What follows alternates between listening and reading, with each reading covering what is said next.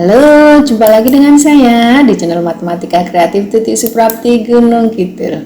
Kali ini kita akan membahas tentang prediksi PTS Matematika semester 1 bagian pertama. Langsung saja ya, yuk belajar yuk. Soal yang pertama, bentuk pecahan dari 2 pangkat negatif 3 adalah, kita kerjakan bersama-sama ya nak ya. 2 pangkat negatif 3 itu agar pangkatnya tidak negatif itu bisa diubah menjadi 1 per 2 pangkat 3. Jadi ini negatif pangkatnya, kalau mau menjadi positif pangkatnya menjadi 1 per 2 pangkat 3. Belum selesai sampai di situ. Nah ini 2 pangkat 3 itu kan 2 kalikan 2 kalikan 2 ya. Berarti sama dengan 1 per 8. Jadi bentuk pecahan dari 2 pangkat negatif 3 adalah 1/8. Bisa juga ini diubah ke dalam bentuk desimal, yaitu 0,125. Masih ingat toh cara merubah toh dari pecahan biasa ke pecahan desimal? Ini kan pelajaran kelas 7. Jadi kalian pasti bisa.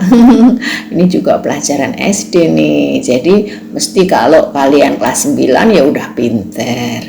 Oke, paham ya? Lanjut. Soal yang kedua. Nyatakanlah 1 dibagi akar pangkat 3 dari 2 pangkat 5 ke dalam bentuk pangkat pecahan negatif. Bagaimana ya ini ya? Nah ini caranya, kita ubah dulu akar pangkat 3 ini menjadi pangkat pecahan dulu. Jadi 1 per akar pangkat 3 dari 2 pangkat 5 itu sama dengan 1 dibagi dengan 2 pangkat 5 per 3. Jadi pangkatnya menjadi 5 per 3 pangkat pecahan. Ini 1 per 2 pangkat, pangkatnya positif. Kalau soalnya meminta diubah ke dalam pangkat pecahan negatif, berarti ini sama dengan 2 pangkat negatif 5 per 3. Sudah ingat? Oke. Lanjut ya. Soal yang ketiga. Bentuk pecahan dari 4 kalikan A pangkat negatif 5 adalah bagaimana? Ini merubah dari bentuk pangkat seperti ini ke dalam bentuk pecahan. Jadi 4 kalikan A pangkat negatif 5 itu sama dengan 4 dibagi A pangkat 5. Gampang, sederhana sekali. Lanjut ya. Soal yang keempat. Ubahlah 4 dibagi 625 ke bentuk perkalian bilangan berpangkat negatif. Kita kerjakan bersama-sama ya nak ya. 625 ini kita ubah dulu menjadi bilangan berpangkat. Caranya bagaimana? 625 kita bagi dengan 5 dulu. 625 kita bagi 5 hasilnya 125. Kemudian 125 dibagi dengan 5 didapat 25. 25 dibagi dengan 5 hasilnya adalah 5. 5 kita bagi dengan 5 hasilnya adalah 1. Jadi 625 ini sama dengan 5 pangkat 1, 2, 3, 4. 625 sama dengan 5 pangkat 4. Nah, pecahannya menjadi 4 dibagi 5 pangkat 4. Jika kita akan merubah menjadi bilangan berpangkat negatif, maka ini sama dengan 4 kita kalikan 5 pangkat negatif 4. Paham anak-anak? Gampang kan? Gampang. Lanjut ya. Soal yang kelima. Diketahui 1 dibagi 9 pangkat X sama dengan 243. Maka nilai X adalah, kita kerjakan bersama-sama ya nak ya. 243 ini kita ubah ke dalam bilangan berpangkat. Demikian juga 9. Bilangan yang bisa membagi 9 dan juga bisa membagi 243 adalah 3. Sehingga 243 akan kita bagi 3 menjadi hasilnya 81. 81 kita bagi dengan 3 lagi, dapatnya 27. 27 kita bagi lagi dengan 3, dapatnya adalah 9. 9 kita bagi dengan 3, dapatnya adalah 3. 3 kita bagi dengan 3, didapat 1. Nah, berarti 243 ini sama dengan 3 pangkat 1, 2, 3, 4, 5. 3 pangkat 5. Sampai di sini paham anak-anak? Oke, sudah ya? Kita teruskan. Kemudian persamaan ini menjadi 1 dibagi 3 pangkat 2X sama dengan 3 pangkat 5. Loh, kok X-nya jadi di bawah?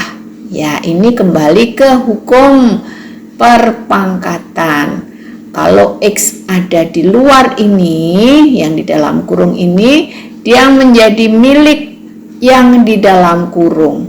1 dipangkatkan X berapapun ya, 1 dipangkatkan berapapun itu hasilnya adalah 1.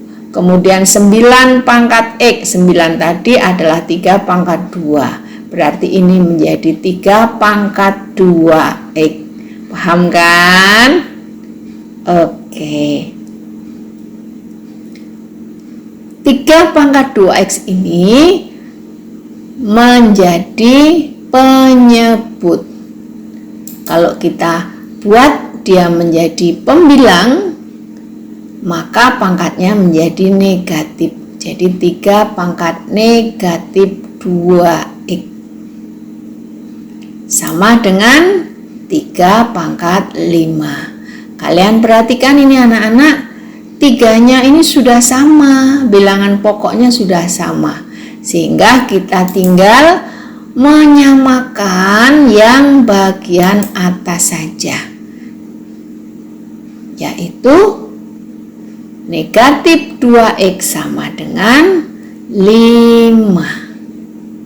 Negatif 2X sama dengan 5, Jadi X-nya adalah negatif 5 dibagi dengan 2. Oke, ketemu sudah. Paham ya? Soal yang keenam, nyatakan 5 3/4 ke dalam bentuk akar. Kita kerjakan bersama-sama ya nak ya. 5 3/4 itu sama dengan akar dari 5 pangkat 3 dan itu akar pangkat 4 ya. Karena apa? Karena X pangkat A dibagi dengan B itu sama dengan akar pangkat B, B-nya itu bawah ya, jangan sampai salah, dari X pangkat A, A-nya adalah bagian atas atau pembilangnya. Jadi, karena rumus perpangkatan X pangkat A per B, A-nya pembilang, B-nya penyebut, atau kalian bisa katakan saja biar mudah diingat, A-nya sebagai bagian atas, B-nya bagian bawah. Maka ini sama dengan akar pangkat B bawah dari X pangkat atas. Maka 5 pangkat 3/4 itu sama dengan akar pangkat 4 dari 5 pangkat 3. Gampang, hanya kalian itu butuh memahami enggak rumusnya. Oke, lanjut ya. Soal yang ketujuh, nyatakanlah akar pangkat 4 dari A pangkat 3 dibagi 256 ke dalam bentuk pangkat pecahan. Kita kerjakan bersama-sama ya nak ya. Akar pangkat 4 dari A pangkat 3 dibagi 256 ini menjadi A pangkat 3, kemudian 256 ini kita ubah ke dalam bentuk bilangan berpangkat. Bagian atas atau pembilangnya ini A pangkat 3, kemudian dibagi, ini nanti kita akan cari, kita akan merubah 256 itu menjadi bilangan berpangkat. Kalau 256 ini kita bagi dengan 4, dapatnya adalah 64.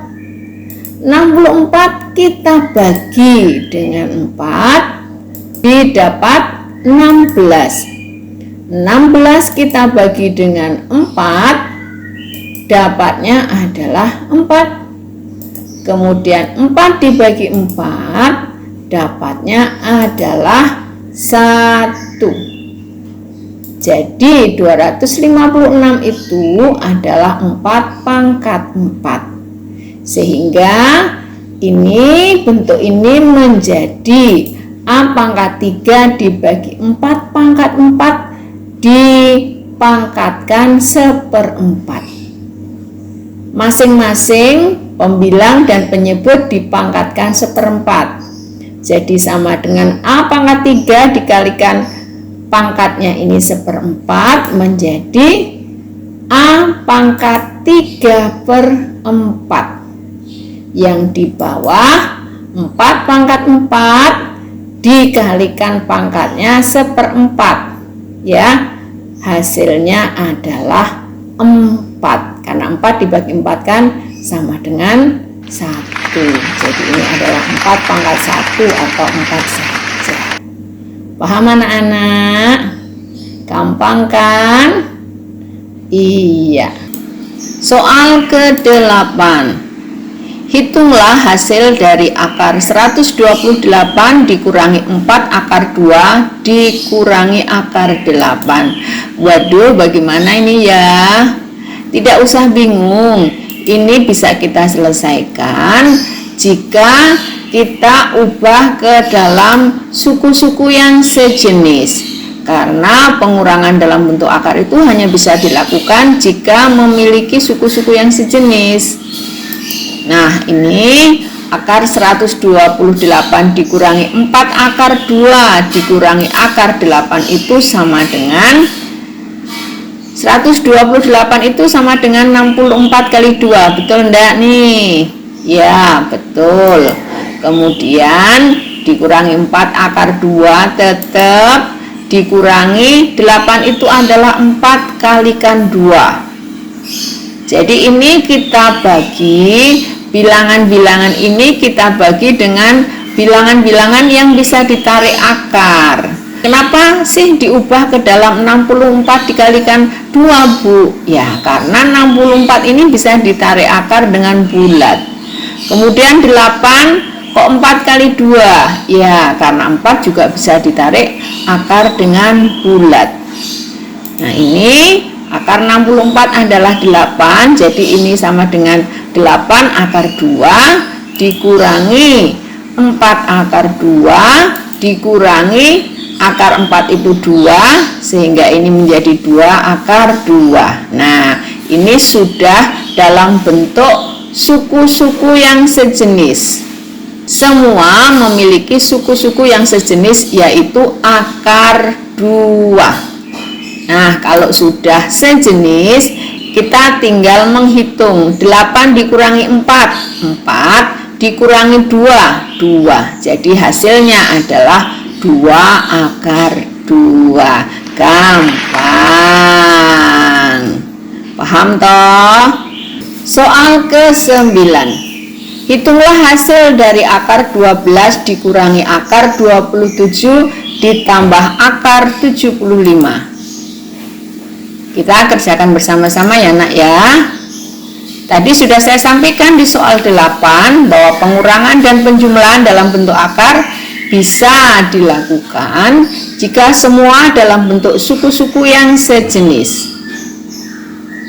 Jadi akar 12 dikurangi akar 27 ditambah akar 75 ini kita ubah dulu.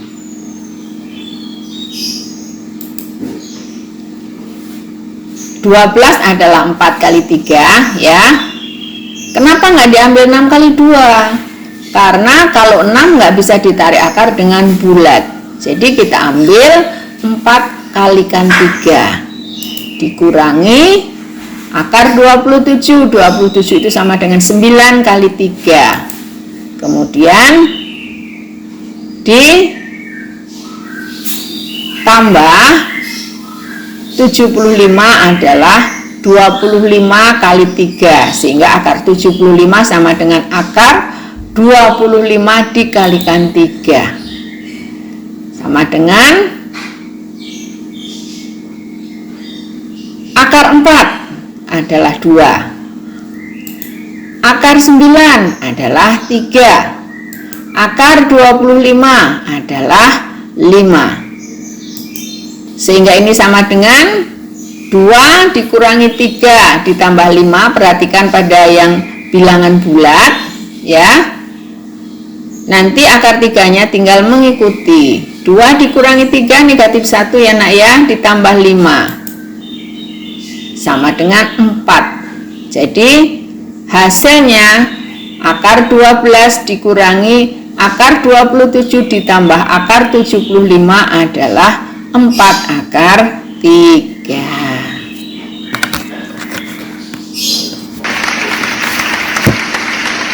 Lanjut ya. Soal ke-10.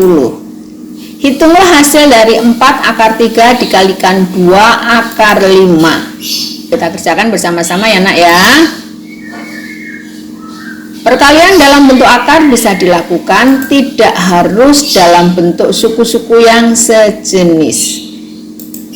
Jadi ini kita tinggal mengalihkan saja bilangan bulat dengan bilangan bulat yang dalam akar. 4 kalikan 2 hasilnya adalah, sehingga ini sama dengan 4 dikalikan 2, kemudian yang akar dikalikan akar 3 dikalikan akar 5. Ini sama dengan 4 akar 2 itu 8, akar 3 dikalikan akar 5 adalah akar 15. Ketemu sudah. Gampang kan? Oke, thanks a lot for learning with me. Terima kasih anak-anak. Kita akan ketemu lagi pada video yang akan datang. Masih ada soal pembahasan untuk persiapan PTS. Jadi jangan kemana-mana ya. Pantengin terus channel ini agar kalian bisa berhasil di dalam PTS nanti. Bye-bye.